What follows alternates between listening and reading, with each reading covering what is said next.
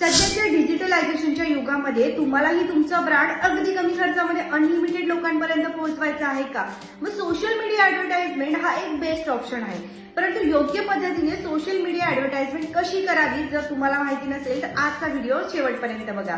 भरपूर वेळेला आपण सोशल मीडियावरती ऍडव्हर्टाइजमेंट करतो, परंतु त्याचा आपल्याला फार काही खास रिझल्ट मिळत नाही आणि आपण अशा काही चुका करत असतो ज्या आपल्याला समजतही नाही किंवा अगदी कमी खर्चामध्ये आपण जास्तीत जास्त लोकांपर्यंत आपला ब्रँड, व्यवसाय किंवा शॉप कसं पोहोचवू शकतो आज या व्हिडिओच्या माध्यमातून तेच तुम्हाला सांगणार आहे.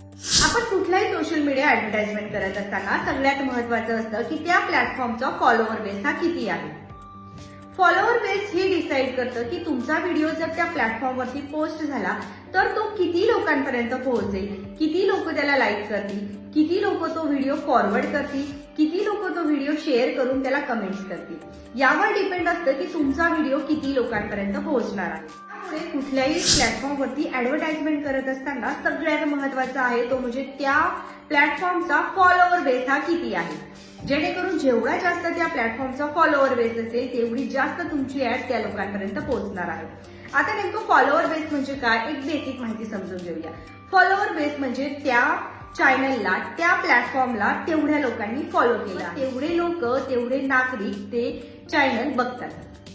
तर मग तुम्ही जर अशा प्लॅटफॉर्मवरती तुमची ऍड करणार असाल ज्याचा फॉलोअर बेस भरपूर जास्त आहे, याचा अर्थ अगदी स्पष्ट आहे की तुमची ऍड तेवढ्या लोकांपर्यंत पोहोचणार आहे. मग ज्या वेळेला आपण ऍडव्हर्टाइजमेंट करतो त्यावेळेला सगळ्यात महत्वाचं आहे की तुम्ही सर्वात पहिले त्या प्लॅटफॉर्मचा फॉलोअर बेस बघा, जेणेकरून तुमची ऍड, तुमचं पोस्टर किती लोकांपर्यंत पोहोचणार आहे हे तुमच्या अगदी लवकर लक्षात येईल. आणि अशाच पद्धतीने तुम्ही अगदी कमी खर्चामध्ये जास्तीत जास्त लोकांपर्यंत तुमचा ऍड, तुमचं प्रमोशन किंवा तुमचा ब्रँड हा पोहोचवू शकता.